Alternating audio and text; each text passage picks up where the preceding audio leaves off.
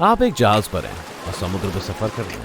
तभी आप देखते हैं कि आसपास के पानी में झाग बन रहे हैं। ऐसा लगता है जैसे यहाँ कोई बड़ा जहाज डूबा है, लेकिन आपको कोई मलबा भी नजर नहीं आ रहा। पानी से भाप उठ रही है और सतह पर बड़े बड़े बुलबुले दिखाई दे रहे हैं। कुछ ही मिनटों में समुद्र से जमीन का एक छोटा सा टुकड़ा निकल कर आता है। इससे आग की लपटें और लावा निकल रहा है। ज्वालामुखी के मुहाने में लाखों गैलन पानी बन जाता है। डर के मारे आप इस जगह से दूर निकल जाते हैं। अगले 3 साल तक ज्वालामुखियों से भरा हुआ एक आइलैंड धीरे धीरे पानी से निकलता है। ज्वालामुखी रोज फूटते हैं और आसमान को काली राख से भर देते हैं। जब राख जम जाती है तो वो पानी में मिल जाती है और समुद्र का किनारा बनता है। ये विस्फोट 3 साल तक चलता है और आखिरकार 1967 तक आइसलैंड के साउथ कोस्ट पर सर्टसी आइलैंड पूरी तरह बन जाता है। सर्टसी उन चुनिंदा आइलैंड्स में से एक है जो समुद्र की गहराई से सतह पर उभर कर आए हैं, लेकिन यहाँ पहुंचना लगभग नामुमकिन है। इस आइलैंड में एक अनोखा इकोलॉजिकल सिस्टम है और साइंटिस्ट ये देखना चाहते हैं कि यह बिना इंसानी दखल के कैसे डेवलप होगा। दुनिया भर के कुछ ही लोगों को इस आइलैंड पर घूमने की इजाजत है।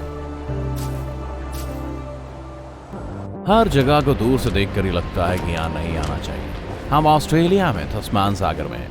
यहाँ एक बड़ा टीला है जो एक पानी से निकले शार्क के एक बड़े फिन की तरह नजर आता है। इस पहाड़ की ऊंचाई 1800 फीट है, जो आईफिल टावर से लगभग 2 गुनी है। इस जगह को बॉल पिरामिड कहा जाता है। ये एक गैर आबाद वोल्केनिक आइलैंड के बीच मौजूद है।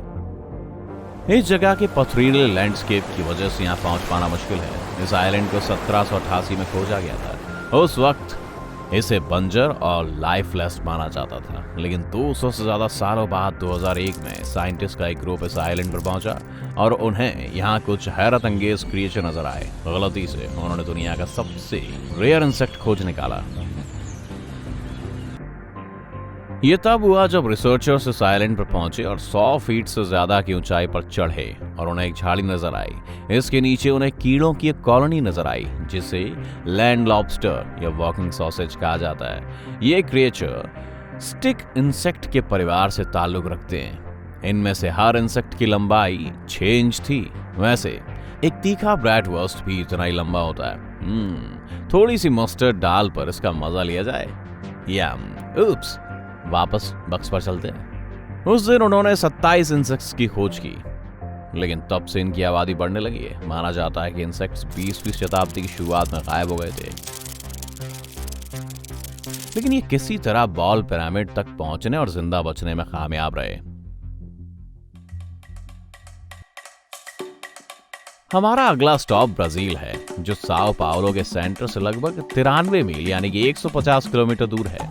यहाँ आपको वो आइलैंड मिलता है जहाँ पहुंचना लगभग नामुमकिन है, लेकिन अगर आप किसी भी तरह यहाँ पहुंच जाते हैं तो आपका जिंदा वापस लौट कर आना लगभग नामुमकिन है। इसे स्नेक आइलैंड कहा जाता है। धरती पर ऐसी दूसरी कोई जगह नहीं है जहाँ इतनी तादाद में सांप रहते हो। रिसर्चर्स की माने तो यहाँ हर 10 वर्ग फुट जमीन पर करीब 5 सांप रहते हैं। ये इस आइलैंड के अकेले मालिक हैं, क्योंकि इनके बीच कोई दूसरा जानवर जिंदा नहीं बच सकता है। ये दुनिया के सबसे जहरीले सांप गोल्डन लांसहेड का घर है। ये सांप लगभग 1.5 फीट लंबे होते हैं। इनका जहर बहुत ही ताकतवर होता है और तेजी से काम करता है। अगर ये रेप्टाइल कच्चे मीट के टुकड़े ऊपर काटता है तो आप देखेंगे कि उसके आसपास की जगह पिघलने लगती है। खैर, मैं तो ऐसा कुछ नहीं करने वाला। सोचिए आप इस आइलैंड पर हैं और सांप आपको नहीं काटते, तो सबसे दिलचस्प चीज जो आप देखेंगे वो है पुराना लाइट हाउस। ये घने पेड़ों के पीछे छिपा है।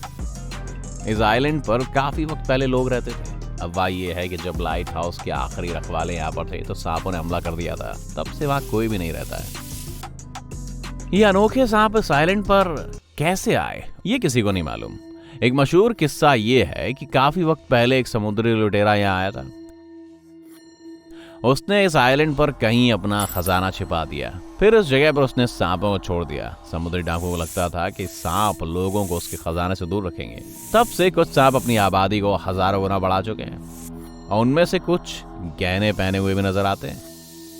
अरे नहीं यार, अगर आप इस आइलैंड पर जाना चाहें तो भी पेट्रोल सर्विसेज आपको जाने नहीं देंगी। केवल कुछ लोग ही खास प्रोटेक्टिव सूट में साइंटिफिक रिसर्च करने के लिए आ जा सकते हैं। अगला आइलैंड मैक्सिको सिटी के सेंटर से करीब 27 किलोमीटर साउथ में मौजूद है। आप यहाँ आसानी से पहुंच सकते हैं। यहाँ कोई जहरीला जानवर नहीं है, ना ही कोई इस जगह की रखवाली करता है, और आप यहाँ पर नाव भी खड़ी कर सकते हैं। लेकिन ज्यादा उम्मीद ये है कि जैसे ही आप इस जगह पर थोड़ी देर रुकेंगे, आप खुद इस जगह को छोड़कर जाना चाहेंगे, खासकर अगर आप रात में पहुंचते हैं तो। पूरे आइलैंड पर पेड़ों पर डॉल्स लटकी हुई हैं। जी हाँ, अलग अलग कपड़ों में, अलग अलग आकार और चेहरों के ये खिलौने बेहद डरावने हैं। लगभग हर पेड़ पर आपको दर्जनों डॉल्स लटकी हुई मिल जाएंगी। 20वीं शताब्दी के बीच में मैक्सिको सिटी में रहने वाला कोई शख्स इस आइलैंड पर आया और उसने इसे खिलौनों से भरना शुरू कर दिया। उसने डॉल्स को पूरे आइलैंड में लैंडफिल और नहरों में से उठाकर लगाया। इस आइलैंड के हर पेड़ को सजाने में उसे दशकों लग गए। शुरुआत में यह अजीब और दिलचस्प लगता था। यहाँ हजारों की तादाद में टूरिस्ट आइलैंड को देखने आते थे। फिर गुड़िया पुरानी होने लगी और खराब होने लगी। बारिश और तेज धूप से उनके चेहरे बिगड़ गए। काई से भरी ये गुड़िया डरावनी दिखने लगी। और सबसे बुरी बात यह है कि कुछ लोगों का मानना है कि इन गुड़ियों में रात में जान आ जाती है। सोचिए, आप चांद की रोशनी में इस आइलैंड पर घूम रहे हैं और अचानक एक आंख वाली एक गुड़िया लटकती हुई नजर आती है और ये आपकी तरफ अपना सर घुमाती है। अगले ही पल आप बिजली की तेजी से भागकर अपनी नाव तक पहुंचते और इस आइलैंड से दूर निकल जाते हैं। धरती पर सबसे खतरनाक और इनएक्सेसिबल जगह बंगाल की खाड़ी में मौजूद है। ये नॉर्थ सेंटिनल आइलैंड है। ये जमीन का एक छोटा सा हिस्सा है जो ट्रॉपिकल में एक जन्नत जैसा लगता है। लेकिन आप यहाँ 2 वजहों से नहीं पहुंच सकते हैं। 1956 से इस आइलैंड पर जाना कानूनी तौर पर बैन कर दिया गया है। इस इलाके में अक्सर कई जहाज घूमते और गश्त करते रहते हैं। दूसरी वजह इस आइलैंड पर ही मौजूद है। सोचिए, आप इन पेट्रोल बोट्स को चकमा देने में कामयाब हो जाते हैं। आप एक छोटी नाव में किनारे की तरफ जा रहे हैं। आपके चारों तरफ साफ पानी है। आप यहाँ से गुजरती हुई मछलियां और खूबसूरत कोरल रीफ्स को भी देख सकते हैं। आगे आपको सुनहरा तट और चमकीले हरे पेड़ नजर आते हैं। उनमें आपको छोटे डॉट नजर आते हैं। अब थोड़ा पास जाते हैं और एक तीर आपके चेहरे के कुछ इंच दूर से सनसनाता हुआ निकलता है। अगला तीर नाव के लकड़ी के पतवार में फंस जाता है। आपको जो डॉट्स दिखाई दिए थे वो इंसान थे। ये सेंटिनलीज ट्राइब के लोग हैं। ये हाथों में धनुष लिए खड़े हैं, तीर छोड़ रहे हैं और आपके ऊपर भाले फेंक रहे हैं। वो कुछ चिल्ला रहे हैं और हाथ हिला रहे हैं। आप समझ जाते हैं कि वो आपको देखकर खुश नहीं है और आपको किनारे तक पहुंचने से रोकने के लिए हर मुमकिन कोशिश करेंगे। सेंटिनलीज लंबे समय से पूरी दुनिया से अलग थलग है और अब इस तरह वो अपने आइलैंड की हिफाजत कर रहे हैं। ऐसा लगता नहीं कि वे किसी चीज से डरते हैं। एक बार एक हेलीकॉप्टर ने इस आइलैंड की तरफ उड़ान भरी थी और यहाँ के लोगों ने उस पर भाले और तीर चलाए थे। यहाँ जाने की मनाही सिर्फ इसलिए नहीं है कि ये टूरिज्म के लिए सेफ नहीं है, बल्कि लोकल ट्राइब को सिविलाइजेशन के खतरों से बचाना भी एक वजह है। कॉन्टिनेंट के लोग आसानी से यहाँ पर कोई भी बीमारी लेकर जा सकते हैं, जिससे ये लोग इन्फेक्टेड हो सकते हैं। लोकल लोगों में फ्लू और सिंपल कोल्ड के लिए भी इम्यूनिटी नहीं है। यहाँ तक कि स्मार्टफोन भी उनके लिए खतरनाक है। इसके अलावा इस आइलैंड के चारों तरफ कोरल रीफ्स हैं और इससे बड़े जहाजों का किनारे पर पहुंचना मुश्किल हो जाता है। तमाम बंदिशों और खतरों के बावजूद कई लोगों ने इस आइलैंड पर जाने की कोशिश की है। 1880 में एक ऑफिसर तट पर गया और उसने पाया कि वहां की मिट्टी नारियल उगाने के लिए सबसे अच्छी थी। उस आदमी को आइलैंड पर कई गांव भी नजर आए, लेकिन उसकी कभी उनसे मिलने की हिम्मत नहीं हुई। आखिरकार वो उस जगह से निकल आए, वो भी जिंदा है।